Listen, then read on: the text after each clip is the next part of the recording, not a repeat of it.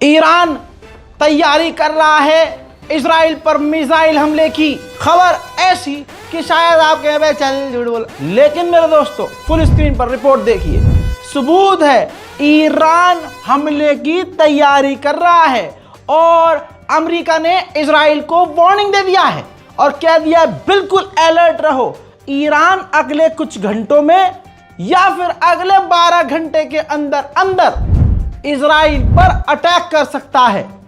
अभी अगर इस रिपोर्ट पर आपको यकीन नहीं तो फिर अगली रिपोर्ट पर आप क्या कहेंगे, जिसमें ईरान ने अपने एलाइज से कह दिया है कि हम इजराइल पर हमला करने जा रहे हैं और अपने एलाइज को बता दिया है कि हमले का स्ट्रेंथ कितना होगा, कितना बड़ा हमला करेंगे और हमले की पावर क्या होगी।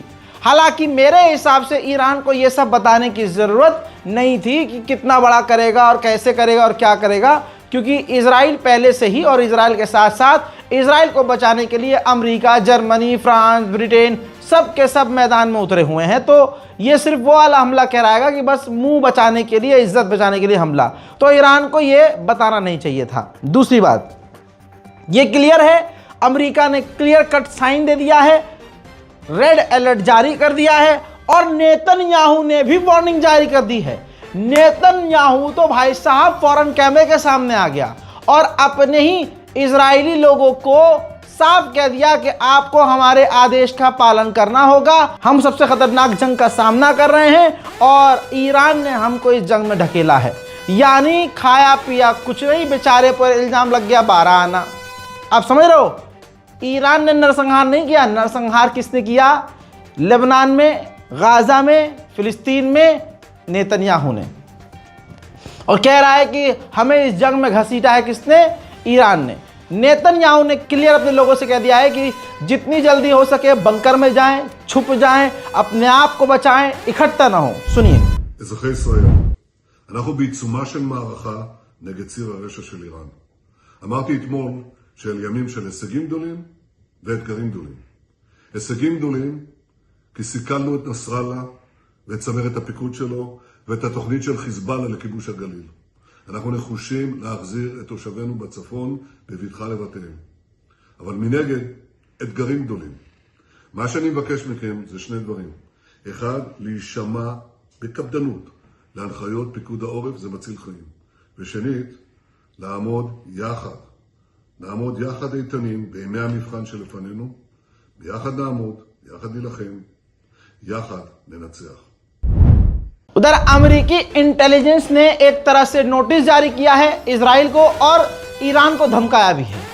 अमेरिकी इंटेलिजेंस ने कहा कि अगर ईरान ने हमला किया तो उसके परिणाम ईरान को बुरे भुगतने होंगे।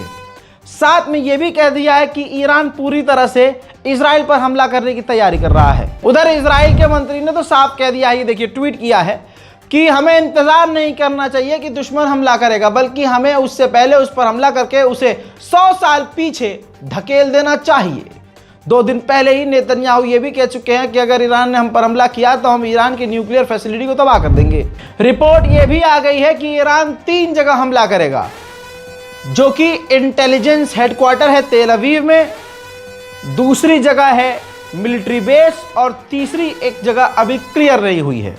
लेकिन अगर 2 जगह मुझे पता चल चुकी है तो सोचिए अब आपको पता चल गई।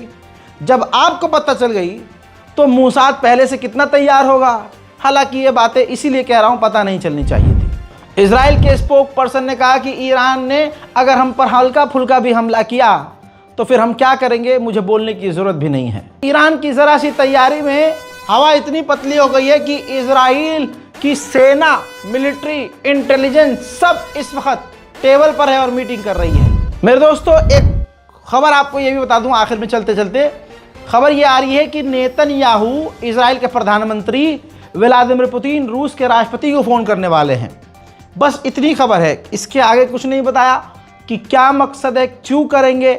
लेकिन मेरा मानना ये है कि ईरान को रोकने के लिए नेतन्याहू पुतिन से कहेंगे कि भैया अपने साथी, अपने दोस्त को ज़रा पकड़ो, शांत करो, बिठाओ कि हम पर हमला ना करें। हजरात मोहतरम, ख़तरा आपको मजाक में दिख रहा है, लेकिन ख़तरा बहुत बड़ा हो गया है इजराइल के लिए। इतना बड़ा खतरा कि अमेरिका, फ्रांस, ब्रिटेन, जर्मनी, इन तमाम इजराइल के साथियों ने अपने अपने ऑफिसर्स और अपने ऑफिशियल लोगों से कह दिया है कि फिलिस्तीन और इजराइल के अंदर आप जहां जहां भी हैं, फिलिस्तीन और इजराइल आप जहां जहां भी हैं वापस निकल जाइए, खाली कर दीजिए। वहीं अमेरिका ने अपने तमाम साथियों से, आस पड़ोस के देशों से भीख मांग ली है कि जब ईरान हमला करेगा तो आप सब मेरा साथ दीजिएगा, आप अपनी नाजायज औलाद इजराइल को बचाएंगे और उसकी ईरान की मिसाइलों को रोकेंगे। उधर अमेरिका ने फिर से धमकी देते हुए यह भी कह दिया कि अगर डायरेक्ट जंग होती है इजराइल की और ईरान की तो ईरान को बड़ा नुकसान उठाना होगा। मुझे तो अल्लाह मालिक है। सिर्फ अभी ईरान ने जंग की तैयारी और हमले की तैयारी की है और उसकी रिपोर्ट आई है कि भाई ईरान तैयारी कर रहा है। सिर्फ इतनी ही खबर से पूरी दुनिया में ऑयल प्राइस बढ़ चुके हैं, तेल के दाम बढ़ गए हैं। यह तब हुआ है जब ईरान का इतना पता चला है कि बेचारे ने तैयारी करी है हमले की। और दूसरा यह हो गया है कि अमेरिका के स्टॉक मार्केट भी डाउन हो गई। सिर्फ यह खबर आती है कि ईरान हमला करने की तैयारी कर रहा है।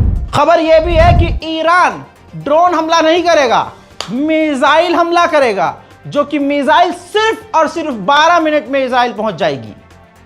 अब जब इतना हमको पता चल गया है तो फिर वो तो पूरे तैयार ही बैठे होंगे। लेकिन फिर भी अल्लाह बहुत बड़ा है। दुआ कीजिए कि नरसंहार मचाने वाले, बच्चों का कत्ल करने वाले का खात्मा हो। उधर एक बार फिर से नेतन्याहू के बाद इजराइल के ऑफिशियल लगातार नोटिस जारी कर रहे हैं, लोगों को वीडियो के जरिए, मीडिया के जरिए समझा रहे हैं इजरायलियों को कि आप बंकर के अंदर रहिए। फिलहाल के ब्रेकिंग न्यूज में इतना ही। कल से इतने अपडेट दे चुका हूं, आपको पूरी रात बैठकर अपडेट दिया है।